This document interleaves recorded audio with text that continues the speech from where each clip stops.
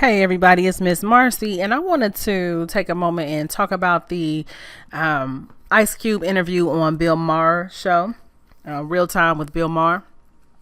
So y'all know this came, after the whole situation with Bill Maher using the N word, and what better person to have on the show afterwards, better than Ice Cube? All right, so Ice Cube goes on there and people were calling it a moment to educate Bill Maher as well as other people, other white people or whoever may think that it's okay to use the N word. So I'm going to go ahead and let y'all listen to this audio and then I'll come back with the rest of my thoughts. And actually, there's two pieces I want y'all to listen to. I want y'all to listen to Ice Cube and Simone Sanders and what she had to say as well. Fifth anniversary edition with 3 new songs. Ice Cube. How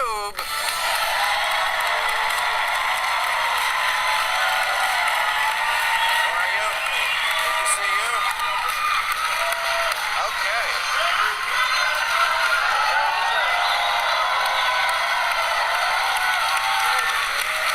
All right. So I know you're here to promote an album. I know you also want to talk about my transgression. What do you want to do first?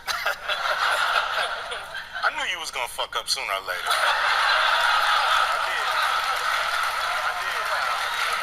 did. I love your show. You got a great show. Thank you. But you be bucking up against that line a little bit. You got a lot of black jokes. You know what I'm saying? You do. Well, against racists. Yes. Sometimes you sound like a redneck trucker. No, I don't. Yes. No, that I Yes, gotta. you do. No, I don't. That Yes, I gotta you do. push back on. All right, it's my opinion. Okay, it is. My thing is Never this. heard that opinion before, My but thing is this, and I'm cool with you. I like your show, to be honest. I just want to know 2 questions. What made you think that it was cool to say that? I just. That's one question. I just explained. There was no thought put into it. Obviously, I was telling Dr. Dyson, comedians, they react, and it was wrong, and I apologized, and. More than that, I can't do. I accept your apology, but I still think we need to get to the root of the psyche, because I think it's a lot of guys out there who cross the line because they a little too familiar, or they think they too familiar, or it's guys that, you might have a black girlfriend or two that made them some Kool-Aid every now and then, and they think they can cross the line, and they can't. It's a word that has been used against us. It's like a knife, man. And you can use it as a weapon or you can use it as a tool.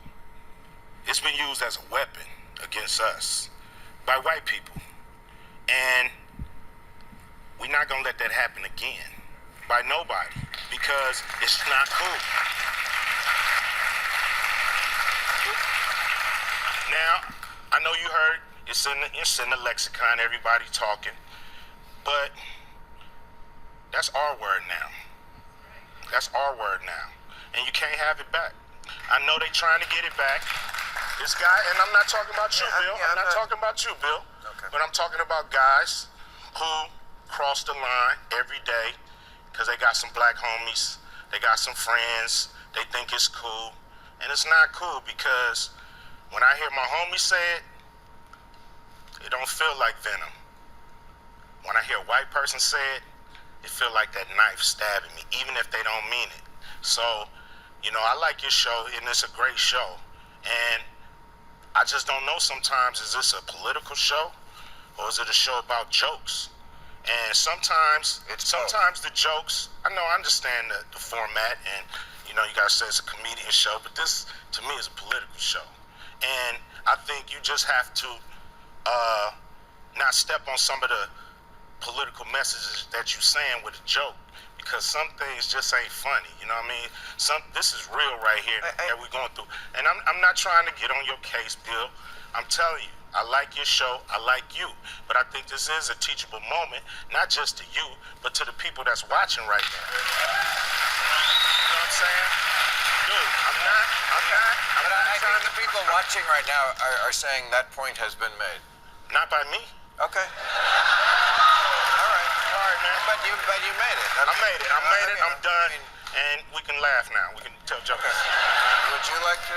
I mean, I agree with what Ice Cube said, but furthermore, I also think it's about the context in which the joke was made. Like, we know you apologize, but in the context, you essentially, by referring to yourself as a house anything, you attempted to whitewash who was really enslaved in the house. You know, as a white person in America, you would have been the master, the slave owner, not someone enslaved in the house. And it was mostly black women who were enslaved in the house, who were raped, who were beaten daily, day in and day out. They endured physical and mental abuse. And so for a lot of people in America, that was like a slap in the face to black America, particularly to black women. And so I'm with Ice Cube and Dr. Dyson. This is a teachable moment. And in this teachable moment, we have to talk about just educating and taking it farther. Look, this is on the backdrop. We are 2 years shy of the 400th anniversary of the first 20 African people being brought to this continent as slaves. This is on the backdrop of Confederate monuments of the Confederacy being taken down from Charlottesville, Virginia to New Orleans, Louisiana, and people protesting about it. We got to fight white folks on taking down the statues of the Confederacy. This is on the backdrop of right here in LA, not 2 weeks ago, when LeBron James was called the N-word, one of the most powerful people and most known people in the world. And so it's a teachable moment for everyone to understand that it is more than just a word. Black people are literally fighting the systems of white supremacy and institutionalized racism every single day. And every single day. And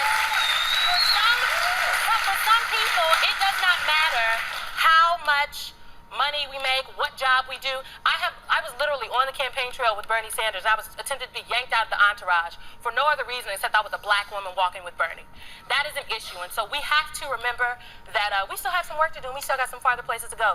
Maybe we need to take a group field trip on down to the National Museum of African American History and Culture. We're gonna just do it because to put some visuals to the things that we're talking about.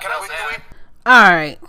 So you guys just heard what Ice Cube said and what Simone Sanders had to say. Now, Ice Cube went on there to basically promote his the 25th anniversary of his record Death Certificate, and he's doing a re-release of it, which that was actually one of my favorite Ice Cube albums. Anyway, so my thing is this.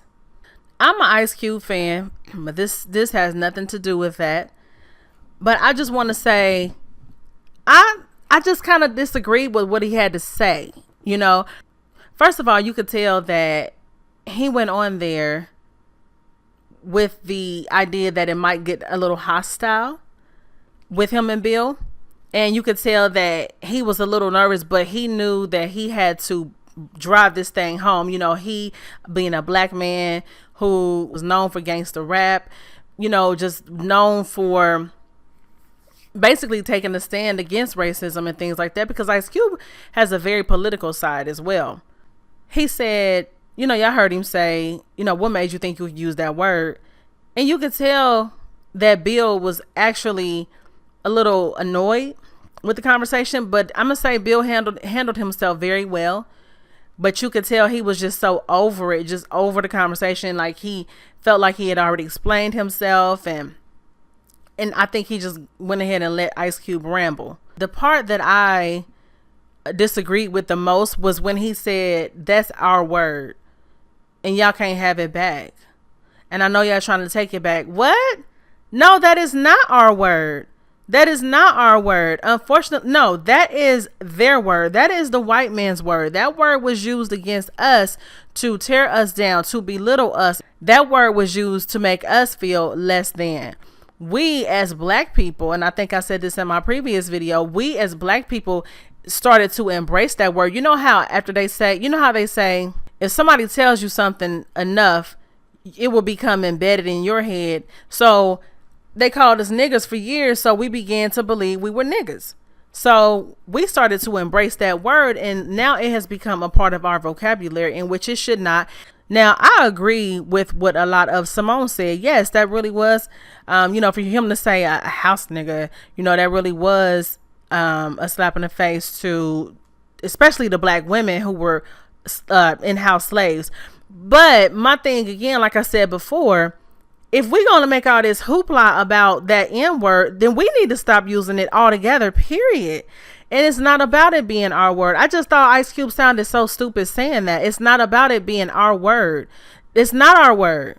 It's their word, and it will always be their word. That's why it hurts so bad. That's why there's still some hurt there when a white person says it. And Ice Cube said, okay, well, my homeboy said it doesn't feel like venom, but when a white person said it just feels like a knife is still stabbing me, I understand that, because like I said, it's a hurtful word. It came from a hurtful past.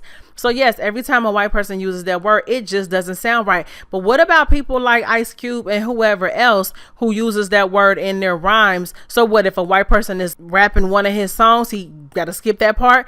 And not only that, what about the N word being in some of the titles of the songs or the music? What if a white person is just reading the title? So we need to quit putting this shit out there ourselves. And then Ice Cube, come on. I mean, you come from a group where hell, the initials stood for, niggas with attitudes, NWA. I mean, come on. But we want to make a big hoopla of a white person using it. And I'm not saying white people should use it, because they should not. But I'm just saying black people shouldn't use it either. So overall, I understood Ice Cube's position, but I did not agree with what he said. I didn't. So, I mean, that's basically my take on it. I just didn't agree with him. I just felt like he kind of came on expecting it to be hostile, but like I said, Bill pretty much handled himself pretty well. He was calm. He let Ice Cube vent, even though, like I said, to me, Ice Cube didn't really make any sense. And then everybody's talking about, it was a teachable moment, and he let him know he got him together. No, I don't really think so. I just think that Ice Cube basically said what everybody's been saying, and it was just like Ice Cube wanted to have his moment to go in there and say it to Bill right to his face. But I don't really feel like it was a necessary to have a teachable moment, or I just feel like, hey, Bill said it. He apologized. I don't think he's a racist, like I said before. I think he just thought he was being funny, but not in a malicious way. And I mean, he apologized, and that's that. And I'm glad he didn't lose his show, because I don't think it was necessary for him to lose his show. Now, I will say this. I think he didn't lose his show because there are no, his show doesn't have commercials. There's no sponsors. So nobody's pulling out, and, nobody's like, oh, well, we can't be a part of that. So I think that's really what kind of saved his show as well. He doesn't have to worry about sponsorships and stuff like that. But anyway, yeah, that's my take on it. I mean, I don't want to make this too long because it's already long enough. But so that's all I wanted to say about it. So thank you so much for tuning in. This is Miss Marcy. Until next time, peace.